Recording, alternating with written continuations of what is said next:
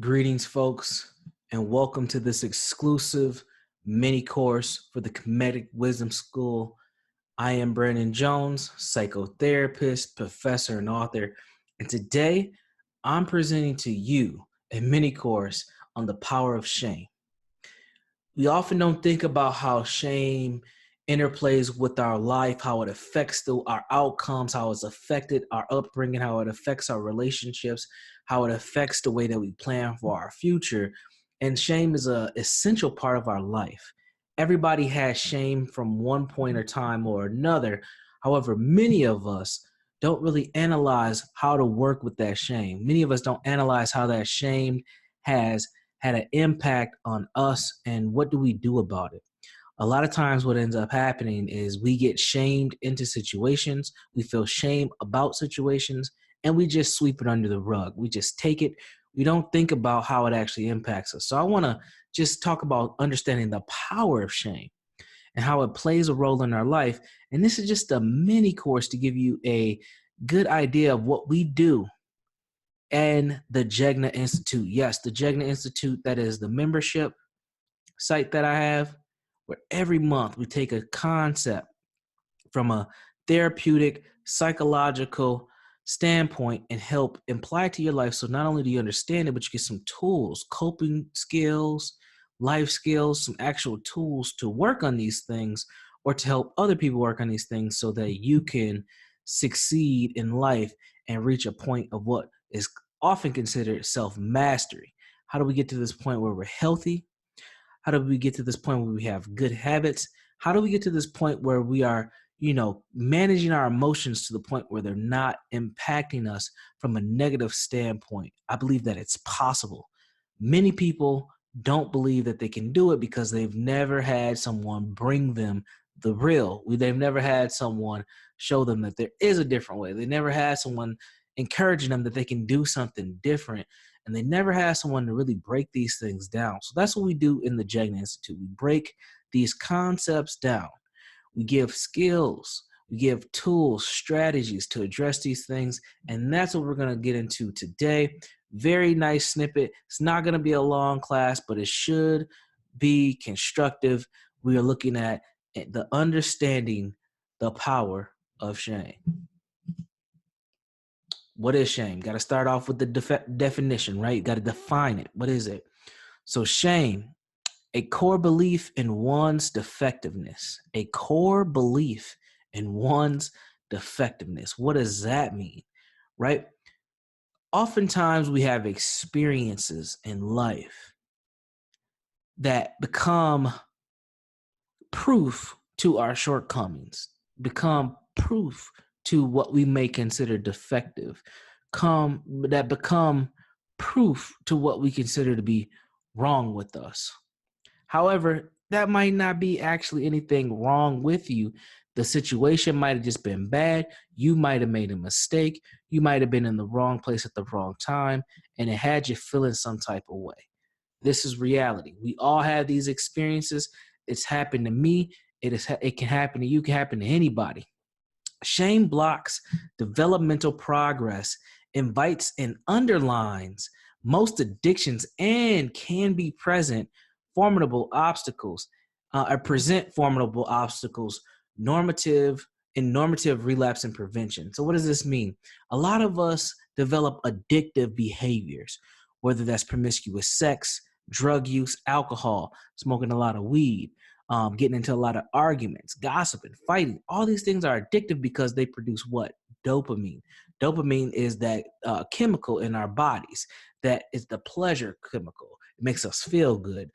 In the Black culture, in our culture, adios culture, however culture you want to express it, we say things like, "Oh, that's dope," like that's good, that's a good thing, and it stems from the word dopamine, the concept of something feeling good. It's giving us something. There's actually a biological component called dopamine that it does that, right?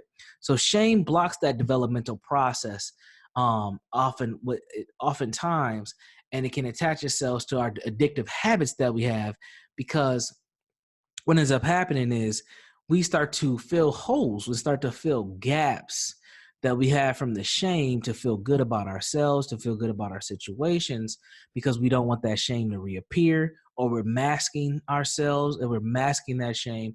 And we kind of live a life like the photo that's displayed here, where you have one side of the man's face that's kind of revealing itself and another side of the man's face that is hidden. And oftentimes what happens with shame, we don't reveal our true selves because of that. Shame blocks us from being who we truly should be, right? So familial and cultural shame creates emotional paralysis, which means stuck, makes you get stuck, right? Prolonged isolation, one of the triggers for relapse. So one of the reasons why people can't have healthy habits and do relapse, whether that's in drugs or other things that are unhealthy for them, is due to that prolonged isolation. They go back to what makes them, quote unquote, feel comfortable, makes them feel, put them in their comfort zone, even if that comfort zone is, if it's unhealthy, if it's toxic, if it's traumatic, people will still go back. We'll get back to the definition. So familial and cultural shame creates emotional paralysis, prolonged isolation, and interrupts spiritual, personal, and professional development. The Jegna Institute is all about the professional, the personal, and the spiritual development. This is what I'm here for. I'm trying to help provide information, skills, strategies, and concepts to put us in position to improve ourselves, to reach a place of self-mastery, to reach a place of what Maslow calls self-actualization, these ideas of reaching a higher sense of self. And you can't do that when shame is blocking your blessings. Shame is blocking you from being your true self, and shame is keeping you stuck in a position where it's hard for you to move forward because of fear, because of failure, because of misinformation or disinformation. Shame will keep you stuck and keep you isolated, and you can't, and will keep you paralyzed, just like the definition says here. It can keep you paralyzed. Let's keep moving forward.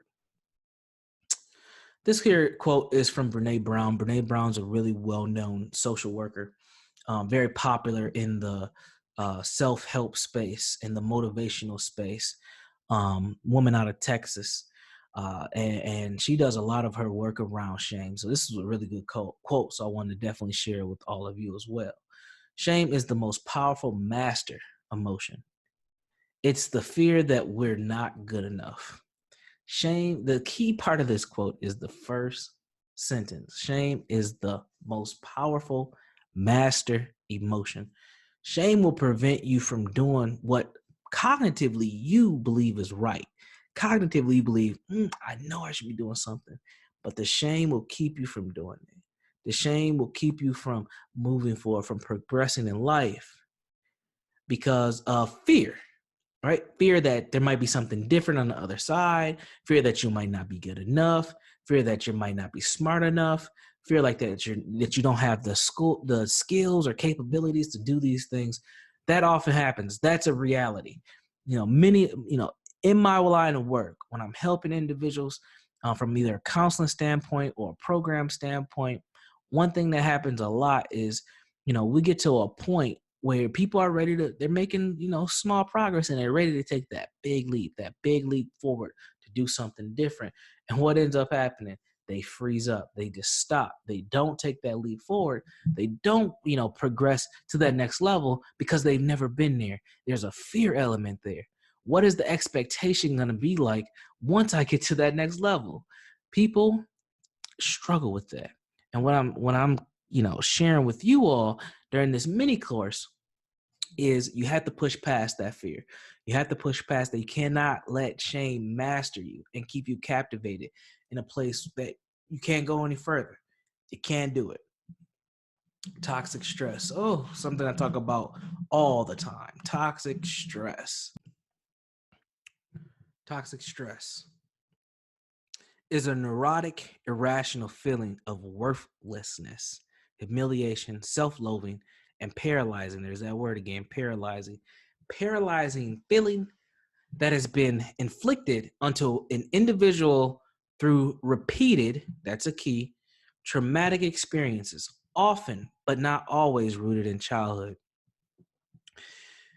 I have shared several things on Philippe Matthews' program about toxic stress, trauma, adverse childhood experiences. And one of the key things we have to understand, if you're in toxic environments, you are experiencing toxic stress.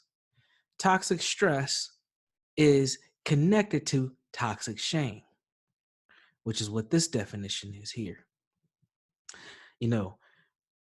When you grow up in a situation where you're being teased for being black, you're being teased because you can't read, you're being teased because you don't have the right shoes on, you're being picked on because one of your parents isn't present, you're being picked on because you pee in the bed, you're being picked on because your older sibling does X, Y, and Z, right?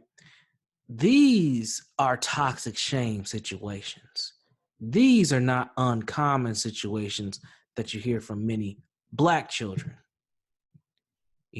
We have our cultural customs, playing the dozens, flaming, frying, roasting, joning, capping, whatever you want to call it, where we trade insults with one another.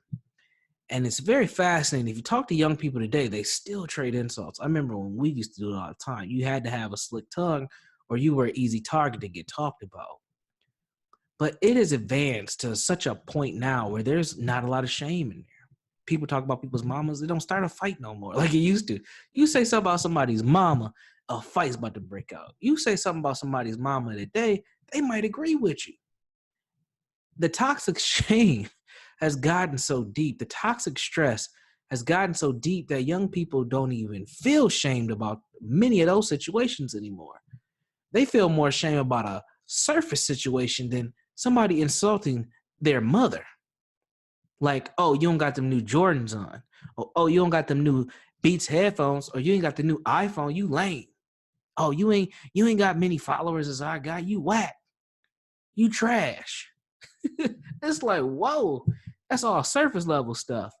Because what has happened is the pain has cut so deep. The toxic stress is what I'm referring to right here, which is correlated to the toxic shame. It has gotten so deep that people don't want to feel it no more. They don't want to feel.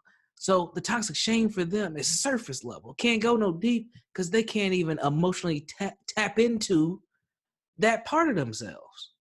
They can't even emotionally tap into that part of themselves because the pain is so deep. Toxic stress, y'all. Toxic stress is a neurotic, irrational feeling of worthlessness, humiliation, self-loathing, and paralyzing feeling that has been inflicted onto an individual through repeated traumatic experiences, often but not always rooted in childhood. This is important to understand. If you have young people in your life, your children, grandchildren, yourself, who have been around in these environments and in these spaces, and there's no point of intervention, it's just consistent being bombarded with these types of things, that weighs on you psychologically. That impacts you psychologically when you start to believe these, what we call fictional beliefs about yourself. And without proper intervention, who's going to help you? Who's going to step in and say, you are worth more than what everybody has joked about, since you were 8 years old? You're worth more than that. Many people struggle with that. They struggle with knowing who they truly are, who they truly can be, because they've accepted all these other negative narratives about them. Another thing before we move on. A lot of folks develop this toxic shame from the people they love the most. It ain't just folks in the neighborhood go to your school. It's also your family members. When you hear things like you gonna be just like your daddy and he ain't shit. When you hear things like you gonna be just like your mama and she ain't shit, that's toxic shame. You look just like him. You act just like her. That's toxic shame. That is unhealthy parenting. That is unhealthy co-parenting for the parent who's not, for the other parent who's not saying it. That is unhealthy. And when we put our children in those predicaments and make those correlations, because we have our own personal issues with the other parent or the parents, because sometimes I've heard grandmas and grandfathers and aunties and uncles say the same thing to kids. That's toxic shame. We're setting our children up for psychological disruption, neurological disruption when we're putting them in these areas and we're saying things like that. How does a young person process their emotions when you're comparing them to their parent who may be absent, or you're comparing them to the parent where they have been let down, or you're comparing them to the parent who has hurt them already emotionally, and you say you just like them? What does that do for the child's psyche? We have a lot of that happening as well. I would say about 20% of the young people that I've worked with over the last 5 years in counseling have had experiences like that if their parents were not together. Hell, sometimes when their parents are together, they're saying stuff like that. So it's very toxic. Toxic shame is a real thing, and it's extremely correlated with toxic stress. All right. This next slide here, it's a little blurry, so bear with it. But it talks about, kind of the toxic shame cycle. We have withdrawal. We have attack of self. We have avoidance, which is different than withdrawal. And then we have attack of others. So we're going to get into these 4 areas of toxic stress or toxic shame. Sorry about that. Same, kind of the same difference. They're very well correlated. Toxic shame. Let's talk about withdrawal, right? Withdrawal is when you isolate yourself from others. You stay in your own bubble. Right here we have an image of a beautiful sister. And you can see the look on their face is like, I don't know if I really want to be messing with them. That's what that looked like to me. I've seen that face tons of times. Like, I don't know if I want to keep messing with them. And you're withdrawn. Why is that? But why do we withdraw from people? You see this a lot too with Black folks who reach a certain level of success, we'll say that, social economic success. And they start to judge if they want to stay associated with Black folks who haven't reached that same level of social economic success for their own reasons. I get it. But that withdrawal thing is, I got to take a step back because I don't act like that no more. Or that's them, and that stuff takes place. But what is that? That is an actual example of toxic shame, right? You are disassociating yourself from folks because you feel like you've reached a level that you don't want to be around those people no more. And that's real. And that happens. I see it a lot, especially in places like Minnesota where I am, the Twin Cities. We get that a lot because it's very easy to withdraw and find yourself in environments where there's not a lot of Black people to interface in. Okay? So one part of toxic shame is withdrawal. Attacking yourself, right? Self-attacks. So being a heavy critic, capitalized critic of self, right? So you are blaming yourself for things that might not be your fault, right? That's that shame piece. It's like, see, it's you, man. Every time you the common denominator. You the problem. You the one who's done X, Y, and Z. And what happens here is you develop a fictional thought. You've developed fictional thoughts of self, or a fictional belief of who you are. So you start to, again, wear that mask and think, who am I? How am I? Why am I like this? It's my fault. I ain't smart enough. I ain't good enough. I ain't light enough. I ain't cool enough. I ain't rich enough. And is that truly who you are? And is that truly why the situation that is taking place, or the situation you find yourself in, is that truly why it is? And a lot of people don't take time to analyze that. They just stay stuck in that shame, and that's toxic. Attack on others. It's the easiest one, right? You can blame yourself, But it's easy to point that finger out. Many of you've probably heard the saying, if you point a finger, there's 3 fingers pointing back at you and 1 pointing at the other person. Yeah, it's easy to go out and say it's that person, it's those people, it's what they do. But why do we do that? Why is it so easy for us, right? Projecting our thoughts on the others. See, you always feel like I can't do X, Y, and Z because you never believed in me. It's like, I've never said I never believed in you. But you assume that, you thought that, and you thought that would hurt me by doing that. Right? And people do hurt us, so don't get me wrong, act like it doesn't. But it's easy to attack other people for the things that you may be the cause of them, 1. And 2, you may have not articulated to the other person or other people about how things have impacted you. So you just attack everybody else. And that's unhealthy as well. So not recognizing your role in the situation is what I'm talking about, right? What role did you play? You might, some people, they'll attack themselves. Other people attack other people. But when you attack somebody else, do you analyze the role in the situation that you play? Like, how did you impact this? Or are you just blaming everybody else for the problems that you found yourself in, right? And then consistent conflict and fictions with others. So this is, everybody's got this family member. It's a cousin, it's an auntie, it might be one of your grandparents. They just stay in drama. Just stay in drama. Little gossip here, little gossip there. Next thing you know, they arguing with this person, they arguing with that person. Right? That consistent conflict and fiction to others.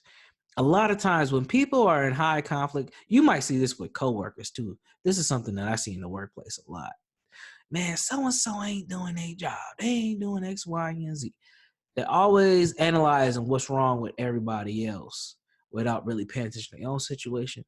But when you see people like that, or maybe you may be a person like that, where you are often talking about what other people ain't doing, usually that's to cover up your own shortcomings. So you got to be very careful with that. It happens. I get it. It's easy to point the finger at other people. But if you run into people who do that all the time and they just be, well, you know why they act like that? You know why they do that? If they're on that level, they're usually trying to fill up gaps, fill up holes that they have in themselves to make themselves feel better by tearing other people down. That's a dangerous way to live. That's a dangerous way to live. Avoidance, right? You hiding yourself, keeping yourself away. So, avoidance, not taking opportunities. So you stay in your comfort zone, even when your comfort zone is dysfunctional. You scared to take risks because of the shame that may come from it. So you don't take those opportunities. You don't take those risks. You don't travel outside of the country because you're scared, because you believe that other people are going to judge you like you're judged in the United States because you Black. And you got shame because of your skin color or the racial classification that you've been placed in, right? Being in denial. So you start denying things like, man, I can't get that job. I ain't smart enough. They ain't gonna hire me. I ain't got no degree. Or I got a degree, but I don't got enough experience. But did you try? Did you step foot? Man, I can't start no business. I can't do this. Ain't nobody gonna give me no money for X, Y, and Z. Ain't nobody gonna give me no loan. But did you try? Did you network? Did you set up an economy? Did you position yourself for success? Or are you avoiding it because you have shame based on racial stereotypes and the classification that you've been placed in, right? Also, using addiction as a form of coping. Missed the word there. Using addiction as a form of coping or a form of avoidance. So you end up, instead of doing the things that you need to do, this is closely related to not taking opportunities, which I just noticed I have an edit there too that I need. It says no taking opportunities, just say not taking opportunities, which is another thing, right? So when you have addiction issues, and you rather just, let me just have one more. Let me just do one more. This. And you're risking your opportunities and you're risking your ability to do things That's avoidance. See this a lot with people who need to get employment, and they know they got to take a drug test, but they gonna smoke some weed anyway and just risk it, right? Knowing you THC is gonna be in your system, it's gonna show up. Oh man, I'll figure it out. I'm just gonna, I'm gonna drink some cranberry juice or whatever people are doing to try to get out their system. But that's avoidance, right? You're not taking it serious enough. You might be an addict, that's true, but at the same time, you're avoiding it. You're not trying to take that next step into getting what you need. Instead, you're going to use that addiction to avoid the situation from actually happening. The last thing is not having a plan, which is closely related to the example I just gave you. Got to have a plan. In the Jegna Institute, that's what we talk about. Plan, setting up a code, personal code for your life, making sure you have a plan, and then making sure you have the skill sets and strategies to execute whatever your plan may be, right? And avoidance, if you don't have a plan, a lot of times you're in avoidance mode. And a lot of that has to do with shame. It's just like, man, I'm just going to figure it out. I'll see what it is when I get there. Like, no, you got to have a plan. You got to have some strategy in your life. Because if you don't have strategy in life, you're going to struggle. Many of you probably heard the saying, you need to if you fail to have a plan, you plan to fail, right? And if you can't do things that you can't strategically put things forward so that you can move forward in life, you're going to stay stuck where you at. And that's a huge struggle and a huge stressor. So one thing I want to talk about that could help with toxic shame, with shame in general, with you figuring out how to move forward in life, is this audiobook here. Level Elite, Personal Revolution Through Self-Development. It's an audiobook that I created for the folks who enjoy quality content that's going to help them move forward in life. So if you're somebody who enjoys podcasts, YouTube videos, audiobooks, this is going to be something that you can add to your rotation that will help you learn different strategies, skills, and tools to move forward in life.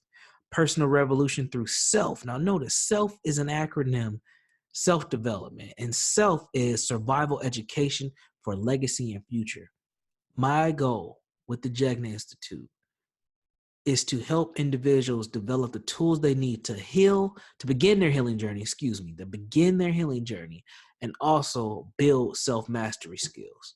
This is about making us the best that we can be and moving us forward, because individually we have to get better for us collectively to get better. So it's up to you to kind of determine what you need to get the skill sets you need and address a lot of the issues that have happened in your life or that are currently happening. So again, Level Elite, check it out on my website, jegna.org. It's right there on your page. And that's Level Elite, the audiobook, $22 on Gumroad. Check it out. You definitely want to get it. It's quality information, constructive content to help you get better. Check it out on jegna.org. The next thing, maybe you're not into audiobooks. Maybe that's just not your thing. No problem. This is another opportunity. The Jegna Institute membership site. Every month, I bring you a high quality concept to get you better, to help you get better. Every month we focus on a topic. You get a free e-course. You get a PDF download that associates with the e-course. So for example, when we get to shame, there's going to be worksheets on shame that you can print out, download, or if you fancy, and you got a tablet, you can use your stylus or your Apple Pencil and fill it out right there on your screen. Watch the e-course, goes with the book, helps you develop some of your thoughts around this. And then also we have a monthly call. So you can chop it up with me. Me and you can have a conversation about the actual webinar. If you have questions, I can help you process through whatever you need from a therapeutic standpoint. So every month, this is going to be a great opportunity. Definitely want to check it out. The membership is $75 a month. However, this is the Comedic Wisdom School special. You're going to get it at $27 a month. $27 a month for a year. For a year. Quality. Every month, new concept. PDF download is going to be with some information, and then there's going to be at least one worksheet. Some months I might have two, depending on how heavy the topic is. And then we'll have our monthly scheduled call where we hop on, other people in the Jegna Institute and myself. We can talk about what's going on in the month. You can ask me a question about something in one of the previous months. You might have a personal matter that you want to bounce some ideas off of somebody with. That's going to be your opportunity in a nice, safe, confidential way with other people who are learning, who are, entering their healing journey, and who are developing their self-mastery skills. That's what that's about. The Jegna Institute. There ain't many opportunities like this. There ain't many things out there like this. $27 a month. That is cheaper than people's co-pays for therapy. That is cheaper than people's co-pays for therapy. And if you don't know what a copay is for therapy, when you go see a therapist and you bring your insurance covers part of the session. Typically, you do a copay, depending on the insurance that you have for that. Most copays are like $45. I think unless you're on state insurance, sometimes you might have a $25, a $30 copay. Typically, they're about that if you're on state. If you're on your own insurance, it's usually like $45, $50, something like that. This is an opportunity to get some therapeutic support at a price that is extremely low, and you get the PDF download, you get the course, and also the courses don't go away. That's another thing that's important. I know I've got some questions about that. The courses don't go away. You can rewatch the course as many times you want. You have access to the course from a year to the day you sign up. And every month it's a new concept, and we just keep it rolling and rolling and rolling because, again, this is a journey. Healing is not a destination. Healing is a journey. And there's going to be things that you need to keep continuing to move forward on that journey. Here's the information for the membership site. Again, Jegna Institute is the membership site, jegna.org. You can find all this information, $27 a month. New topic each month. Each month, it's a new topic, quality content. You can go ahead, hit that bit.ly link there, or you can write it down to find it to get straight to the membership site. Otherwise, go to jegna.org. We'll get you connected. No problem. No problem. So, pretty soon, there'll be the book, Healing is a Journey. That's coming down the pike, wrapping that up, trying to get that out to you as soon as possible. Until then, stay connected with me. You can check me out at jegna.org. If you catch me on the Philippe Matthews Show, give me a what's up in the comments. If you ever have any questions for me, you can contact me via jegna.org. I appreciate and love you, family. And until next time, stay up, be safe, be constructive, be elite, and I'll see you next time. Peace.